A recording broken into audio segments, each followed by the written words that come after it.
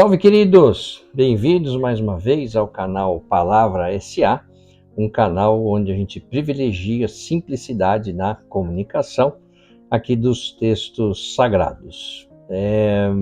Hoje eu separei aqui um tema muito legal, que é a vida de Paulo de Tarso.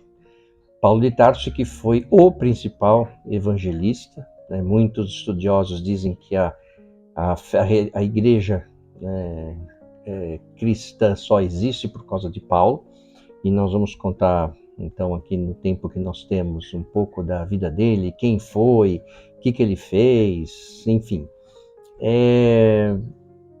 Antes da gente começar falando então da vida de Paulo, o que ele fez, é importante a gente mencionar o contexto no qual Paulo vivia.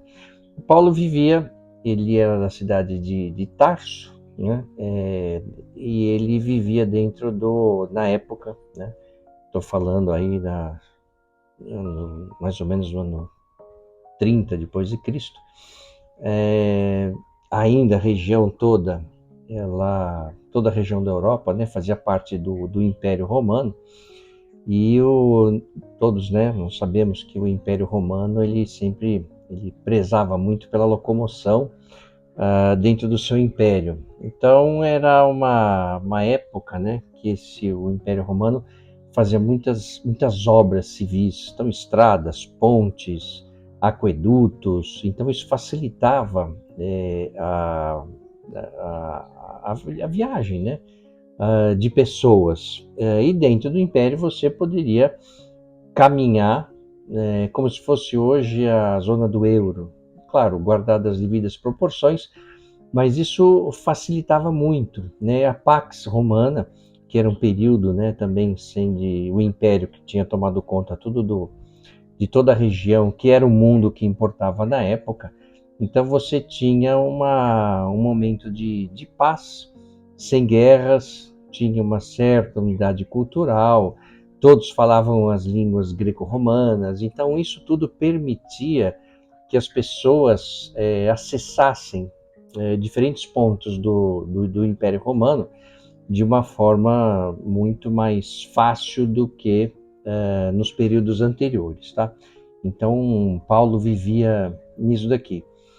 Quando a gente pega todo o material escrito por Paulo, fundamentalmente as cartas, né, que eu vou mencionar depois quais foram, se a gente leva em consideração as traduções padrão, o modelo padrão atual, todas essas cartas dão mais ou menos umas 80 páginas, né? Essas 80 páginas são mais curtas do que qualquer diálogo de Platão ou os tratados de Aristóteles.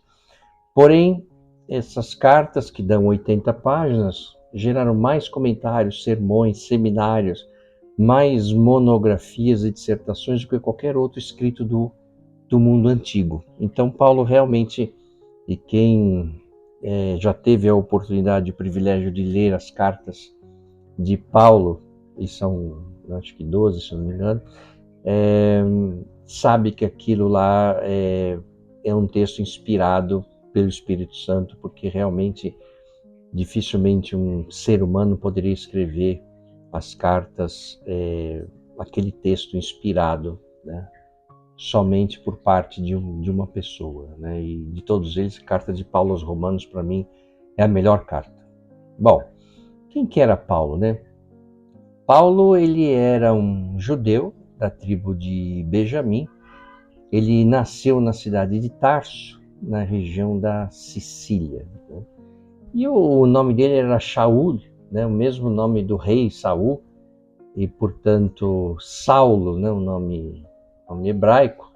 Tem uma controvérsia aí que falava que o nome dele era Saulo, depois virou Paulo da conversão. Assim, isso não tem muito a ver não, tá?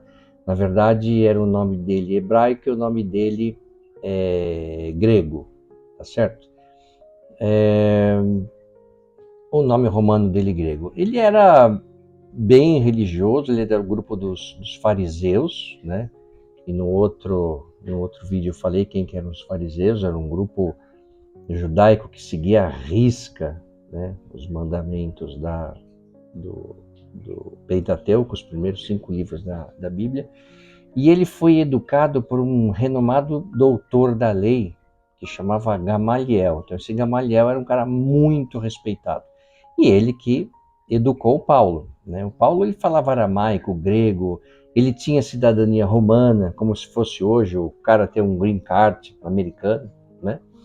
E a cidadania romana trazia alguns privilégios na época, como, por exemplo, se um cidadão romano fosse a julgamento, ele poderia solicitar que esse julgamento fosse feito perante César, que era o imperador, né? Então, em casos de acusação, falou, mas eu quero ser julgado perante César, né? Também um cidadão romano, né, uma pessoa que tivesse essa cidadania romana, ele era imune, ele tinha imunidade legal contra açoites antes de uma condenação, e não poderia ser crucificado, que era a pior forma de pena de morte. A gente imagina, uma pessoa crucificada vai lá, pregam ele, coloca na cruz e pronto, a pessoa morre. Quem já teve a oportunidade de ler a respeito da crucifixação sabe que o negócio não era tão simples assim. Então a pessoa levava, às vezes, 5 dias para morrer, pregada lá na cruz, né? 3 dias. Então era uma dor absurda, e a pessoa tentava respirar, e para respirar fazia força com as pernas para o diafragma não ficar pressionado, e aí os soldados romanos quebravam a perna da pessoa para ela não conseguir mais levantar. Era uma coisa medonha, né? Bom, e o Paulo, ele tinha uma posição muito importante na perseguição aos cristãos.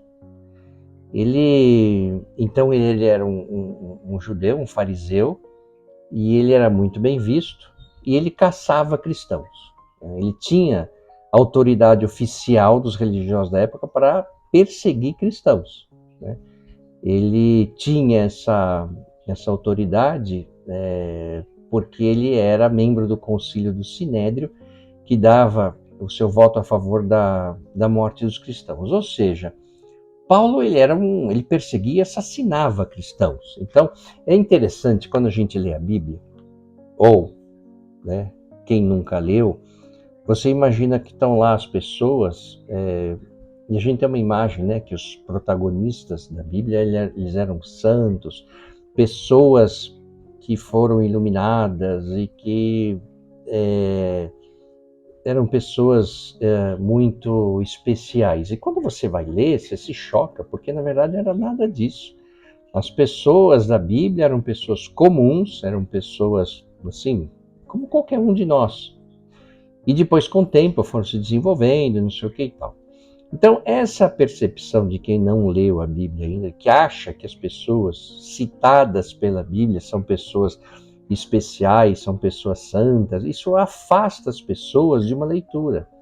Então, quando a gente vê que as pessoas citadas pela Bíblia são pessoas simples, são pessoas do povo, são pessoas com suas falhas, são pessoas que pisaram na bola, e a Bíblia não alivia nada, né? A Bíblia não... vamos diminuir aqui, vamos segurar um pouco aqui também para não impressionar, vamos dar uma, né? Em épocas de politicamente correto, que é muito comum a gente ver isso, a Bíblia não alivia para ninguém. Então ela mostra os erros das pessoas. Então, né, rei Davi errou, rei Salomão errou, Paulo errou, todos os apóstolos erraram. Então você vê que na verdade é a história da humanidade, a Bíblia. Então ela conta a história de qualquer pessoa. E isso é muito bom, porque na verdade humaniza, né, e nos aproxima da mensagem de Deus.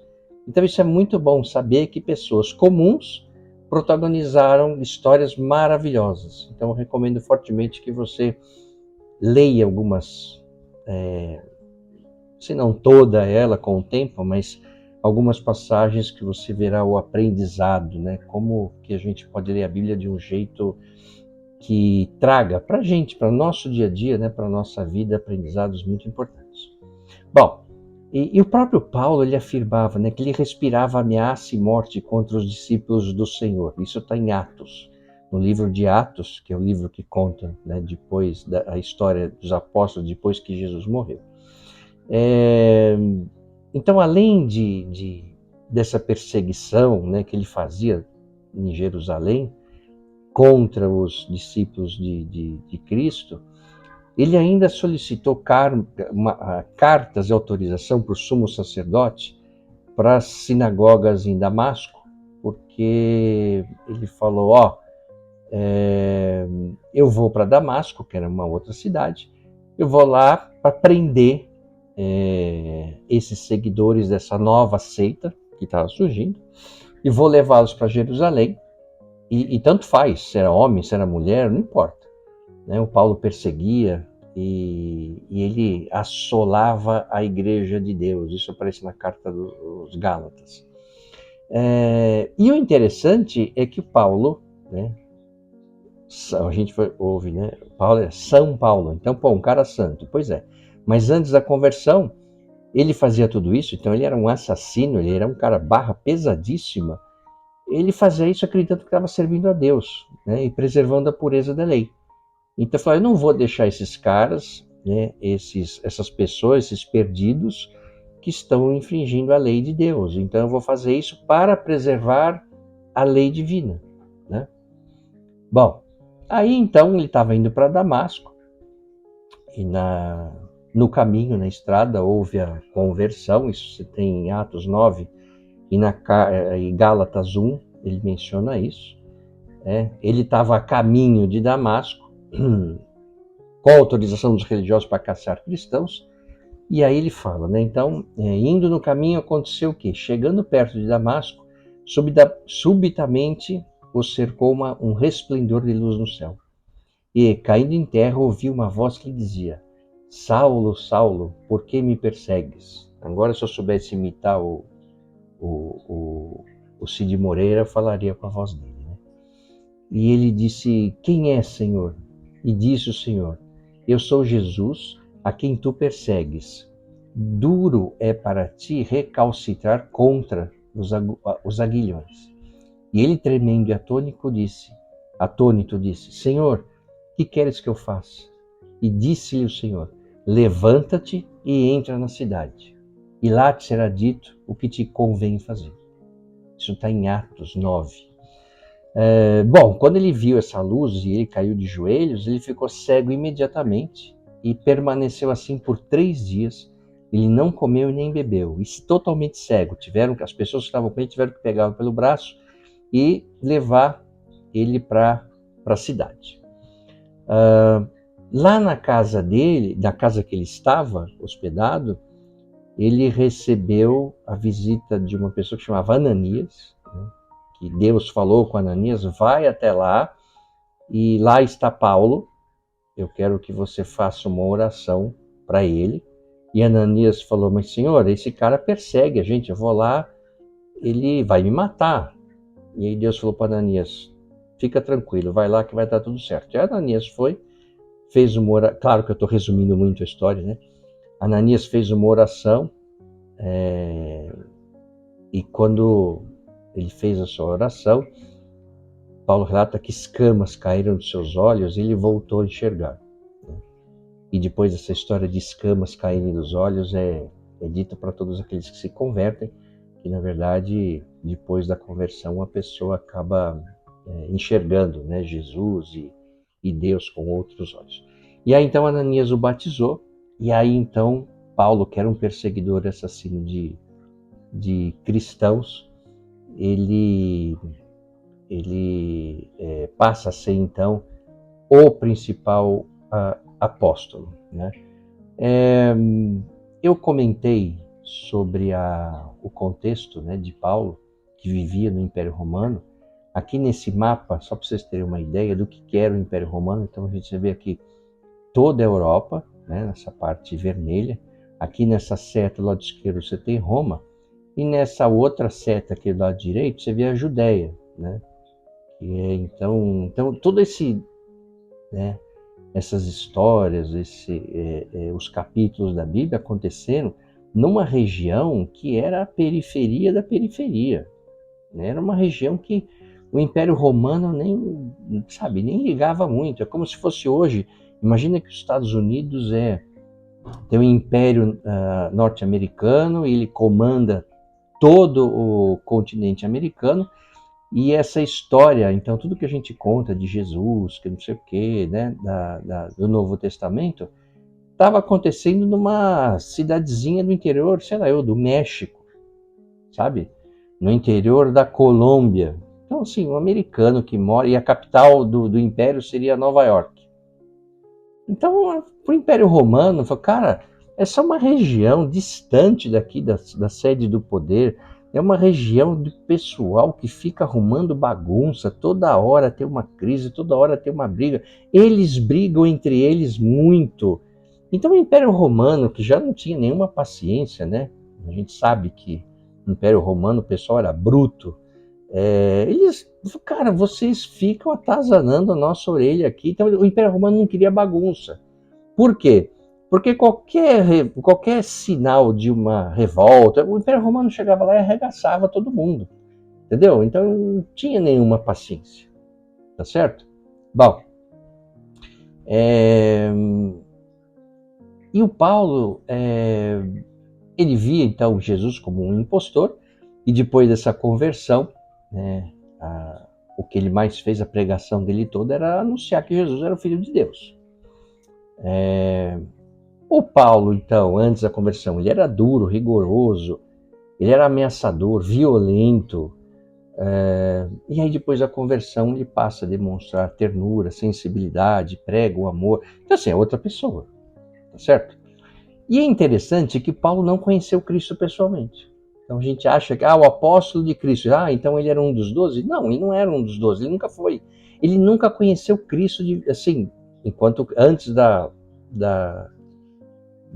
morte de Cristo, ele nunca esteve com Cristo, né? Depois de uma discussão, né, com os apóstolos, ele até falava, vocês falam que vocês são apóstolos, mas que estiveram com Cristo? Eu também estive, ele apareceu para mim depois de morto na viagem de Damasco, né? Mas então, assim, Paulo nunca foi, né, um apóstolo que esteve com Cristo. Paulo fala que Cristo o escolheu para levar a palavra e tal, mas ele nunca teve, né, pessoalmente com Cristo. A primeira comunidade cristã aconteceu numa cidade chamada Antioquia. E lá, no livro de Lucas, Lucas afirma que os seguidores de Jesus foram chamados pela primeira vez de Cristianoi. Eu não sei se é assim que fala, né? Mas Cristianoi significa o povo do Messias, né? Então, essa conversão de Paulo acontece no ano mais ou menos 32, 35 depois de Cristo. E a primeira viagem acontece entre 46 e 48 depois de Cristo. Ou seja, por volta são 10, 12 anos entre a conversão e a primeira viagem. Então, assim, não é que ele estava andando, foi lá caçar cristãos e aí apareceu Jesus para ele, se converteu e na hora ele começou a fazer as viagens. Não, ele levou por volta de 10, 12 ou 15 anos, mais ou menos, entre essa conversão e a primeira viagem, né? Então, dizem também os estudiosos que esse tempo foi necessário para ele se preparar internamente e estar pronto para poder levar a palavra de Jesus, né? E aí ele fez 4 viagens, né?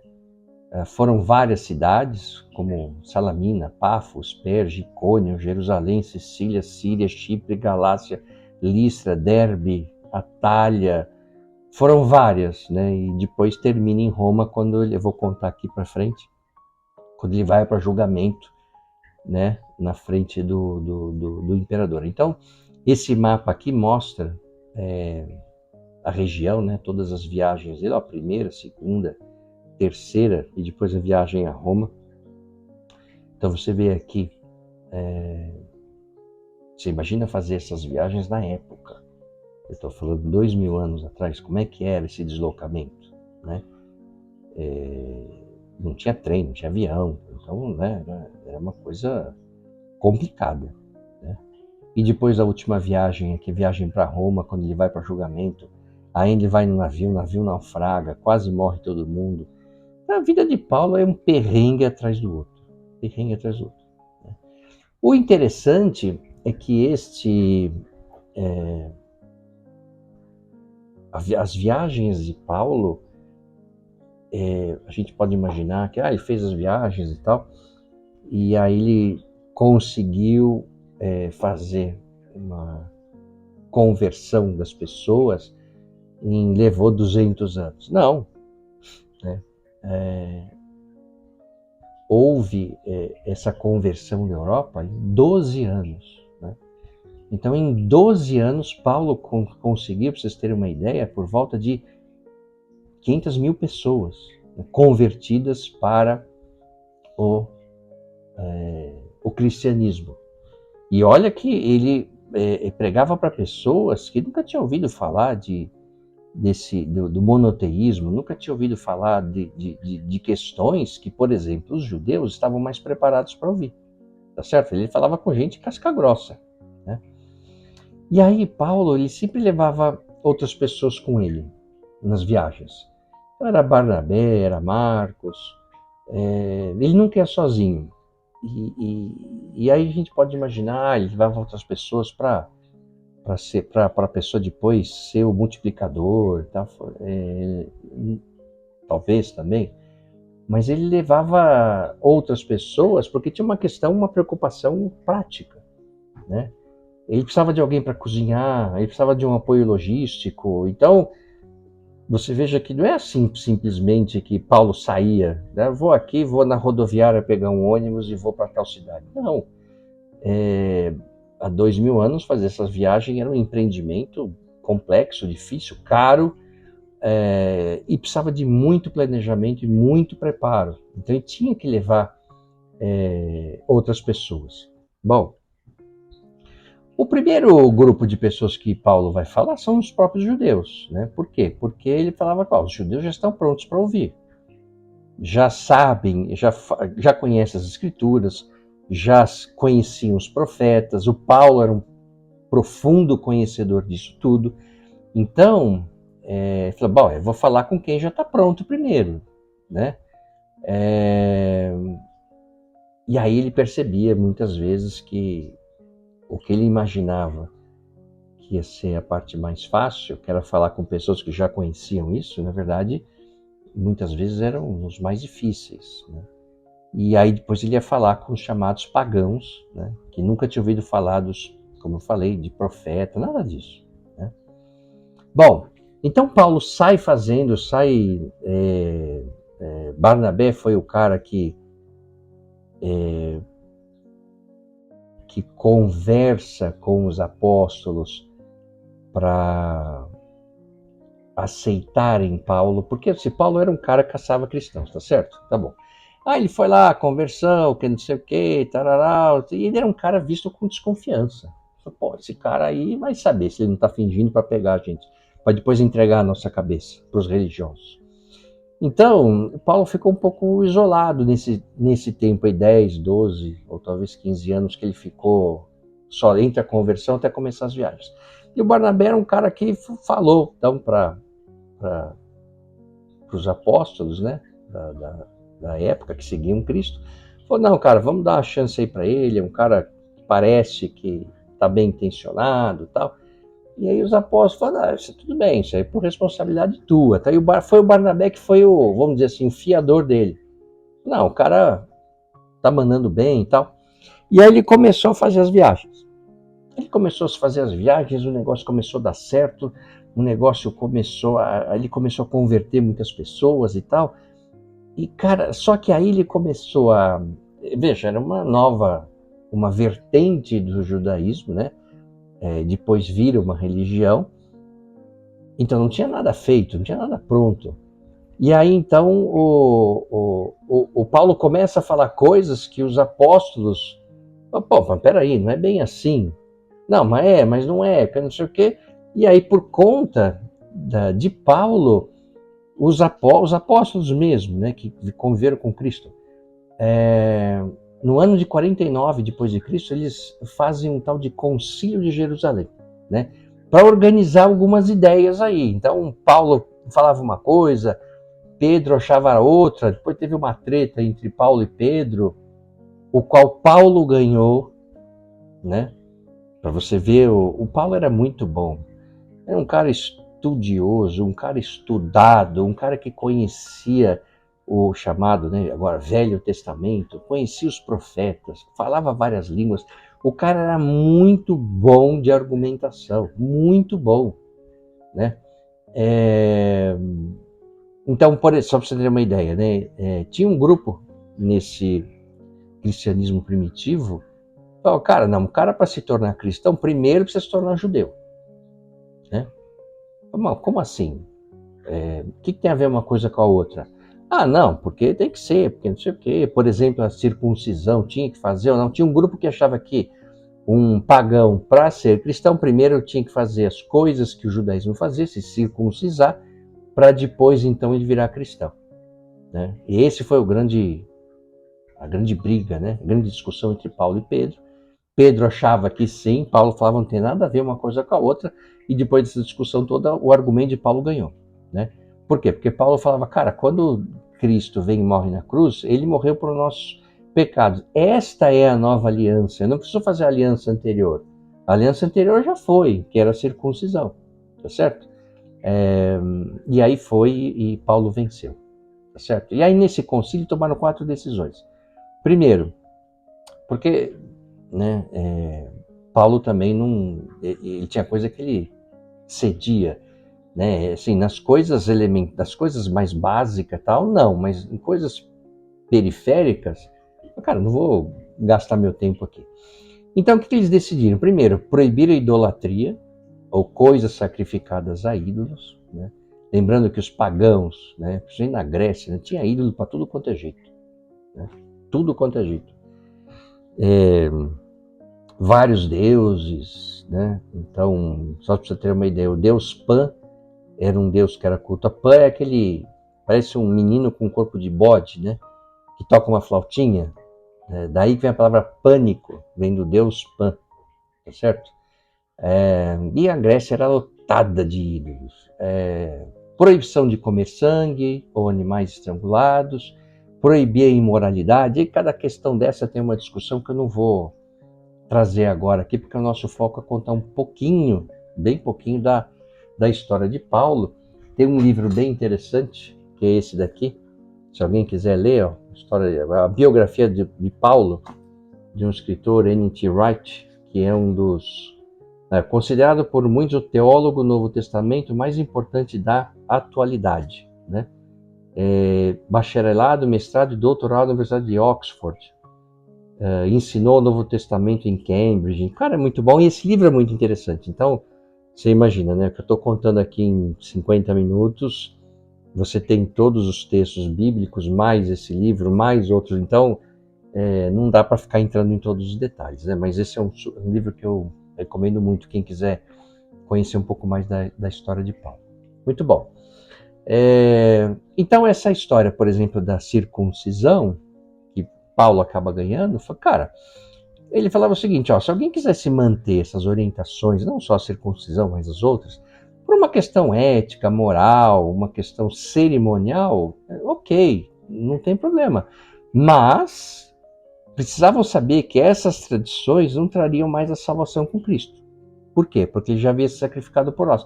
Então, se você quisesse manter isso, por uma questão cultural, ok, mas não era isso que ia fazer você ser salvo, tá? Mesma coisa com a alimentação, né? O judaísmo tem uma série de restrições alimentares, né? Como outras religiões também. E aí Paulo fala, olha, você pode comer qualquer alimento que venha do mercado, tá certo? Porque o que está dentro de você é maior do que qualquer outra coisa que tenham feito com um alimento, uma oferenda e tal. Bom, então essas discussões aí nesse cristianismo rudimentar, cristianismo inicial, primitivo, eram questões que precisavam ser decididas, certo? E aí Paulo então começa a fazer suas viagens, ele começa com umas grandes cidades, depois começa para umas quebradas grandes, e aí ele chegava nessas quebradas aí e fala, escuta, falar para as pessoas, né? Onde que fica a sinagoga? as pessoas falavam, sina o quê? A sinagoga, eu falei, cara, eu não sei o que é isso, não existia. Por quê? Porque ele procurava a sinagoga e falou, bom, eu vou começar com pessoas que já ouviram falar do texto bíblico, né, do Antigo Testamento, dos profetas, não sei o quê, eu já tenho uma referência para começar a conversar com as pessoas, tá certo? Mas aí as pessoas falavam, não, mas não tem nenhuma sinagoga aqui. Não. Aí ela perguntava assim, você não conhece nenhum Jacó, nenhum Isaac? Não conheço, não tinha. Né? Lembrando que as pessoas eram pagãs. Aí outra estratégia foi, onde fica o rio aqui? Né? Por quê? Porque ele queria encontrar alguns judeus. E aí por que ele procurava o rio? Porque os judeus tinham o hábito de se purificar no rio. Então, o batismo por imersão, né, que Jesus também, né, por João, que ele foi batizado, o batismo por imersão é uma continuação da lavagem do judeu nos rios. Quando vem a peste negra na Europa, que muita gente morre, e os judeus não, por quê? Porque os judeus se lavavam, certo? Bom, aí ele conhece uma mulher que chama Lídia, lá da Antioquia, que era vendedora de tecidos caros, e ela foi a primeira pessoa a ser batizada na Europa, né? No cristianismo. Foi uma mulher, olha que legal, né? Foi a primeira pessoa a ser convertida. Aí depois ele encontra uma mulher endemoniada, dá uma confusão largada, ele acaba indo para a cadeia em Filipos, assim. Aí ele é açoitado, apanha. Olha, a vida dele foi complicada, viu? Nessas peregrinações aí. Aí ele vai até Atenas, ele fica chocado pela quantidade de ídolos, né? No ambiente pagão da época. Então, né, a gente sabe, no ambiente pagão você tem ídolos, você tem Deus para tudo quanto é coisa. E aí chega um cara, um maluco, falando do nada, fala, cara, vocês estão errados, não tem tudo isso de Deus, esquece, só tem um. Agora, veja só, né? A gente estamos aqui 2000 anos depois, a gente acha que foi fácil. Pensa bem, o que é melhor? Você ter 150 deuses ou um só? O que você acha melhor? Você imagina como era fazer essa conversão? Cara, você está falando, eu tenho hoje 150, 70, 20, desses aí eu gosto de 45, eu venero, e agora você vai falar que por que eu vou trocar 45 por um?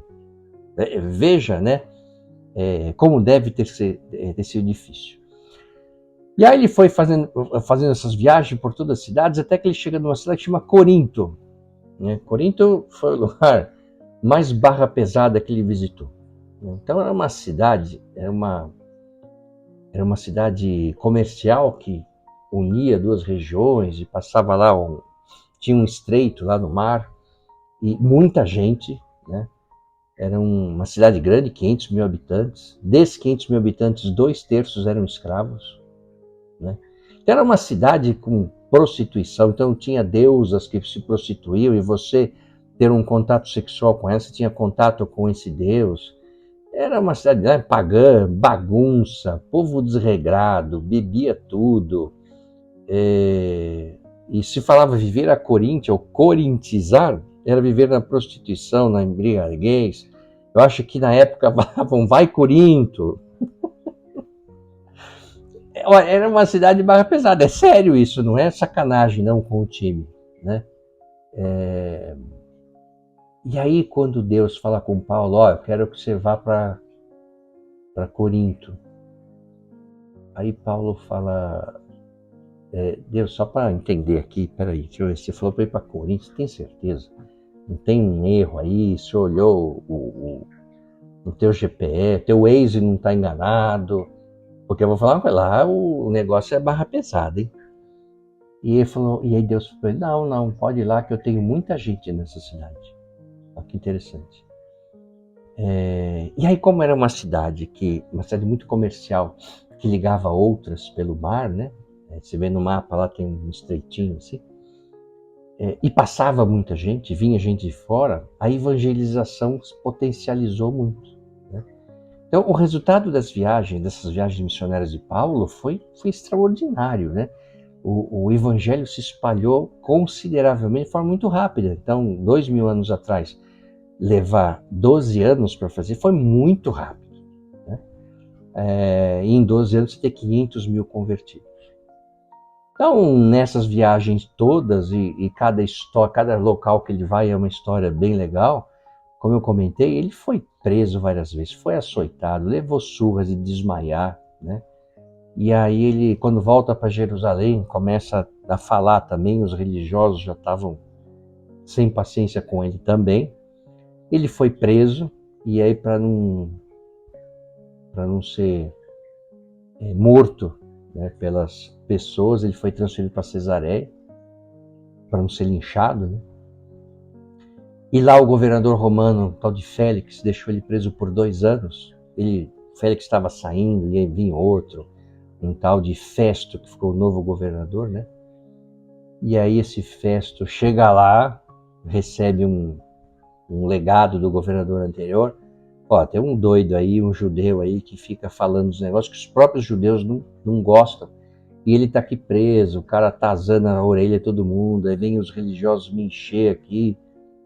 Aí o Festo chega lá e fala, cara, vamos resolver isso aí. Lembrando, né, era o governador romano, falou, cara, me mandaram aqui, veja só, você ser um governador romano que é mandado para a região lá de Jerusalém na época, era um cara que vai assumir sei lá a embaixada não sei, um paiseco longe, distante, no continente africano, sabe? O cara chegou lá e falou, cara, olha só, já tô aqui nesse fim de mundo e ainda vem um cara que tá criando problema. Vamos matar logo esse cara e pronto. E aí então eles pegam Paulo e vão levar a julgamento, só que antes precisa amaciar a carne, né, dar umas açoitadas. Aí Paulo fala pro carrasco assim, escuta, quer dizer que vocês vão açoitar um cidadão romano? Aí o Paulo fala, como assim? O carrasco, como assim? Eu sou cidadão romano. Aí o carrasco fala, peraí. Foi falar com o superior dele e falou assim, escuta, você sabe que o homem lá que você mandou dar uma maciada na carne dele é cidadão romano? E na época, cidadão romano, como eu comentei, não podia ser açoitado. Aí dá um problema lá geral, que não vem falar com ele, escuta, você é cidadão romano? Sou.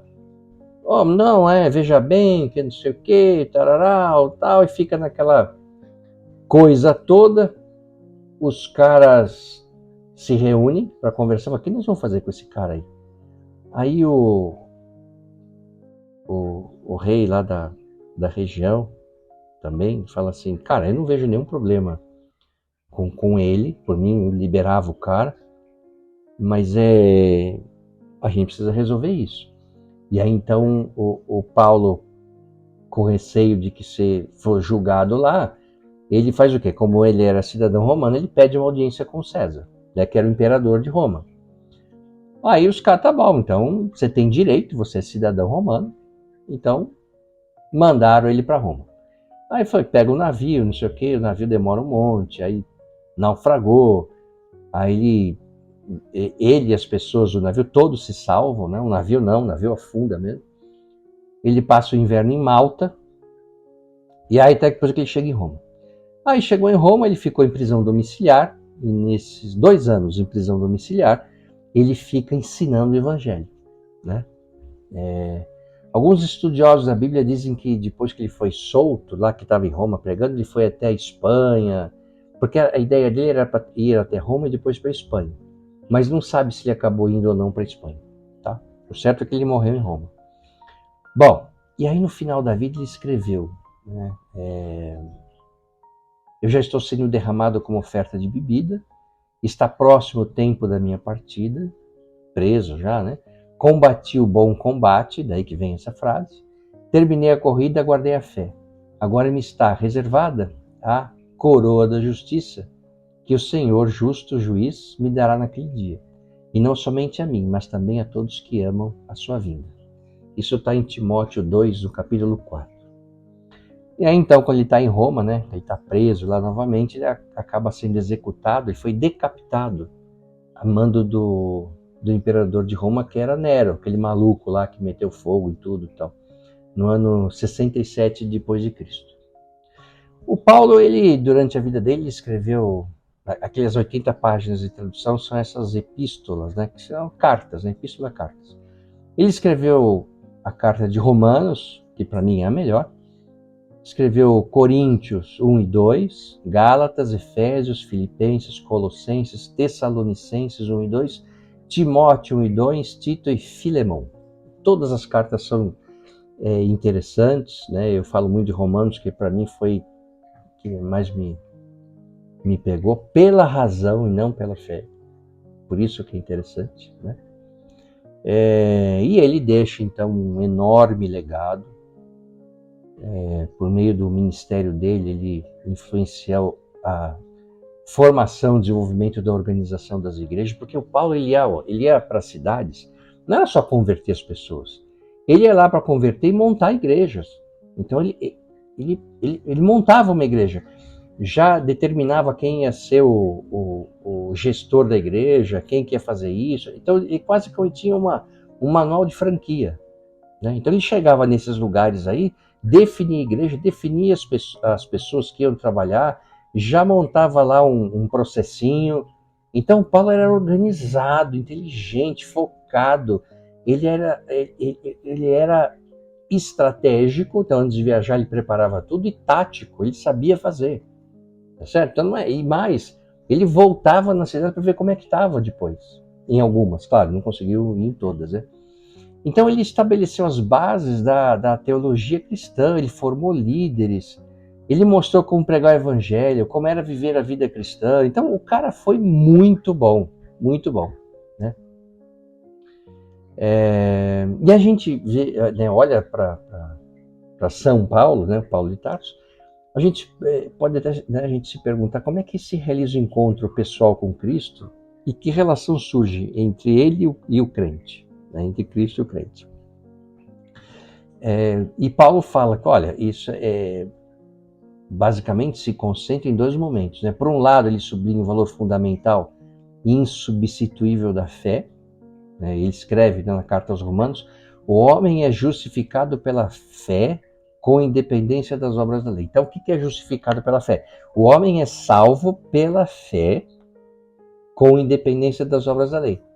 Então, assim, cara, se você, segundo Paulo, você quer ser salvo, você quer ser justificado, é a fé, né? E a graça, né? A graça divina, que é uma salvação imerecida, porque se a gente for esperar um merecimento para termos a salvação, esquece que ninguém, nenhum ser humano, que somos pecadores, nenhum ser humano será salvo pelas suas obras. Isso é uma coisa que Paulo trouxe e que era uma coisa muito nova, e mesmo hoje, a gente que até hoje tem na cabeça que eu faço uma coisa legal, Deus me ajuda, eu faço uma coisa que não é legal, Deus está lá me olhando. Cara, não tem nada que você possa fazer que vai te salvar, nada, né? Somente a graça de Deus, mediante a sua fé em Deus e, segundo Paulo, a Cristo, é que Deus pode te dar a graça. Não importa o que você faça, certo? Essa ideia aparece mais explícita na carta aos Gálatas. Quer dizer, o homem não é justificado pelas obras da lei, mas por meio da fé em Jesus Cristo. Então, teve um outro vídeo que eu fiz aqui, a parábola do filho pródigo. Então tinha o filho mais velho, né, que ficava seguindo a lei, como os religiosos da época, né,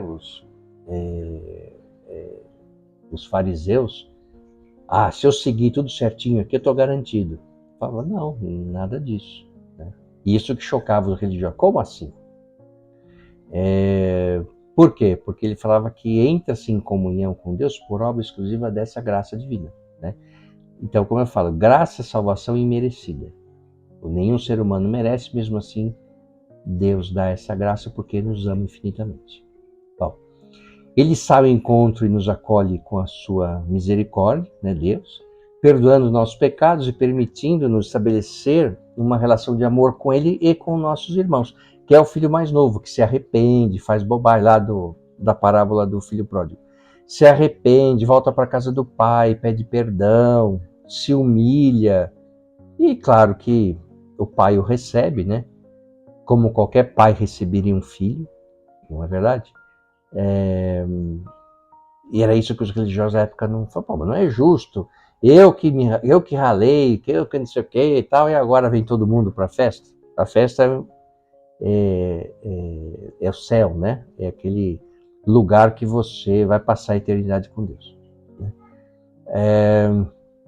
E aí Paulo fala, cara, nada disso. Então, assim, basta você crer de verdade, de coração, e Deus vai te abençoar com a sua graça.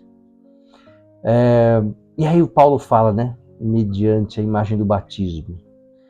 Não sabeis que os que fomos batizados em Cristo Jesus, fomos batizados para nos unirmos à sua morte, pois fomos sepultados juntamente com ele mediante o batismo, para nos unirmos à sua morte, para que, assim como Cristo foi ressuscitado de entre os mortos pela glória do Pai, assim também nós caminhamos em uma vida nova.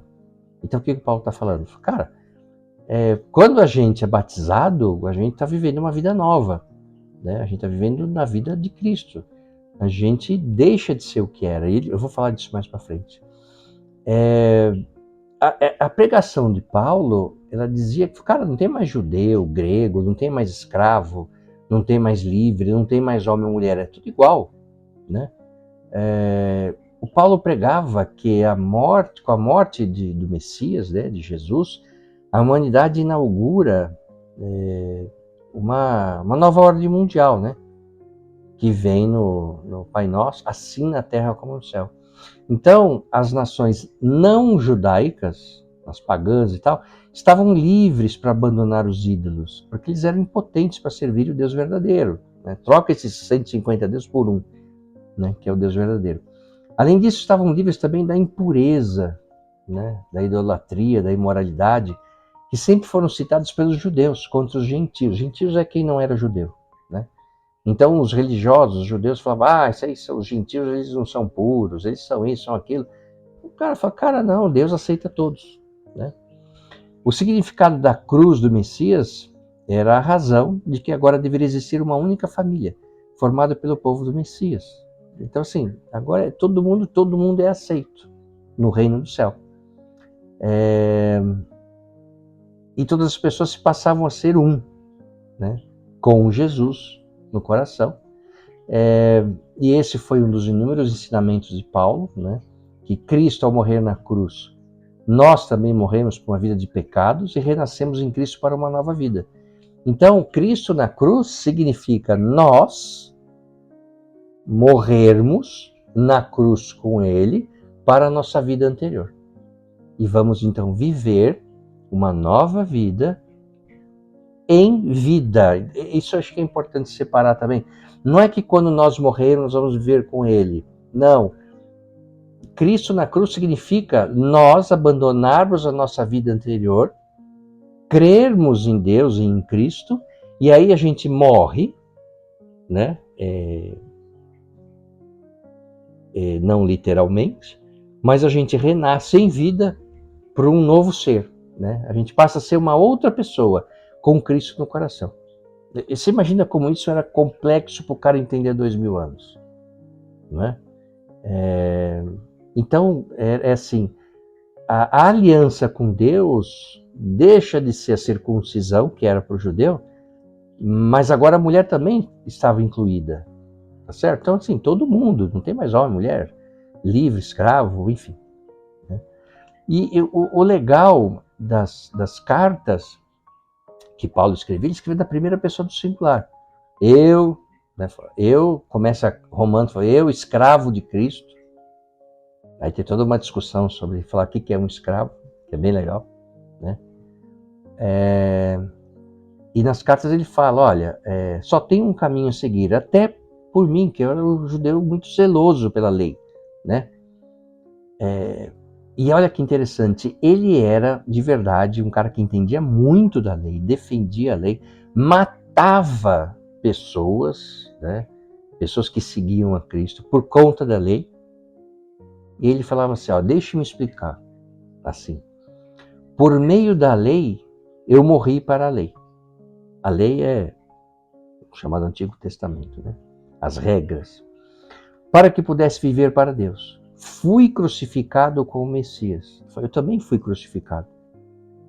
Não literalmente.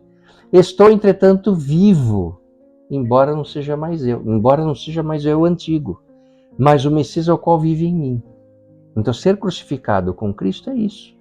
Eu não sou mais eu a partir do momento que eu creio, que a minha fé agora é voltada para Deus e Cristo, eu passo a ser outra pessoa, eu estou vivendo uma nova vida. Né? E a vida que ainda vivo na carne, vivo pela felicidade do Filho de Deus, que me amou e deu a si mesmo por mim. E conclui, não rejeito a graça de Deus. Se a justiça vem pela lei, então o Messias morreu em vão. Olha isso. Então ele fala assim, para lá, se a justiça divina vem pela lei, então para que Cristo morreu? É só seguir a lei, certo? Então eu sigo a lei, eu faço tudo certinho, eu vou ticando o que eu preciso fazer. É como a planilha Excel, que eu vou, isso eu já fiz, isso, né? É uma lista de itens a serem preenchidos. Eu preencho tudo, então logo vou ser salvo. Ele fala, não, não é nada disso, né? Se a justiça divina vier por isso, então para que Cristo morreu na cruz? Para nada. Tá certo? Então, evidentemente que a história de Paulo é muito maior, muito mais complexa, muito mais interessante. Esse resuminho aqui está cheio de ideias muito resumidas, generalizações, mas a ideia central é essa mesmo. Agora, se você quiser saber mesmo, aí você vai ter que ler. Aí vai lá, que eu recomendo muito, leia todas as cartas de Paulo, eu tenho certeza que vocês vão gostar bastante, ok? Que a sua jornada do caminho da fé, seja ela qual for, não seja em vão. Um forte abraço a vocês, espero vocês aqui no próximo vídeo, onde eu trarei mais um excelente protagonista e uma das pessoas que fizeram sua história aqui nos textos sagrados. Um forte abraço.